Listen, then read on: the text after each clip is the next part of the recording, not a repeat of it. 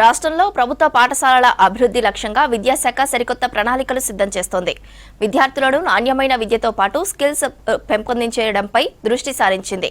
ఇక 10వ తరగతి పరీక్షల్లో సర్కారు బడుల విద్యార్థులు మెరుగైన ఫలితాలు సాధించేలా సరికొత్త విధానాలను అవలంబిస్తున్నారు విద్యాశాఖ అధికారులు.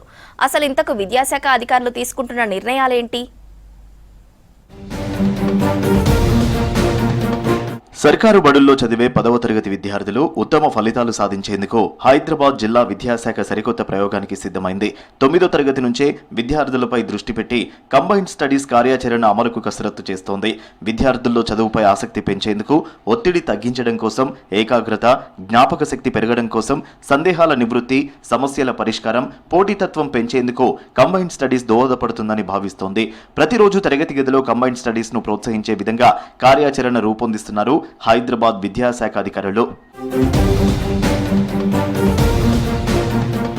కేవలం పరీక్షల సమయంలోనే కాకుండా ప్రతిరోజు విద్యార్థులు సమూహంగా చదువుకోవడంతో మంచి ఫలితాలు సాధించవచ్చని హైదరాబాద్ జిల్లా విద్యాశాఖ భావిస్తోంది.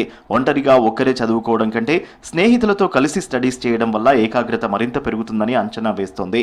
వాస్తవంగా ఒంటరిగా చదువుకోవడం వల్ల కలిగే ఒత్తిడిని కంబైన్డ్ స్టడీస్తో తగ్గించవచ్చని నిపుణులు చెబుతున్నారు.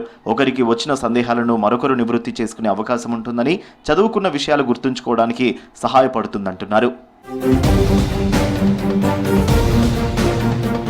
10వ తరగతి విద్యార్థులతో పాటు 9వ తరగతి విద్యార్థుల అభ్యసన సామర్థ్యాలను బట్టి గ్రేడింగ్ ఇవ్వాలని విద్యాశాఖ నిర్ణయించింది.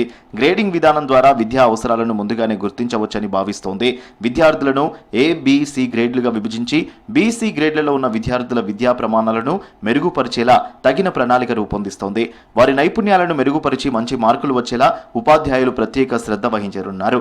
విద్యార్థుల అభ్యసన సామర్థ్యాల ఆధారంగా చదువులో ప్రతి ముగ్గురిని కలిపి ఒక గ్రూప్ ఏర్పాటు చేసే విధంగా విద్యాశాఖ చర్యలు చేపట్టింది. ఇటీవల 9వ తరగతి విద్యార్థుల గ్రేడింగ్స్ పై ఉన్నత పాఠశాల ప్రధాన ఉపాధ్యాయులతో హైదరాబాద్ జిల్లా విద్యాశాఖ అధికారులు సమీక్ష నిర్వహించారు. ఉన్నత పాఠశాలలో 10వ తరగతితో పాటు 9వ తరగతి విద్యార్థులను ABC గ్రేడ్లుగా విభజించాలని ఆదేశించారు. వివిధ సబ్జెక్టుల్లో BC గ్రేడ్ల విద్యార్థుల లోపాలను గుర్తించి ప్రత్యేకంగా తరగతులు నిర్వహించాలని సూచించారు అధికారులు.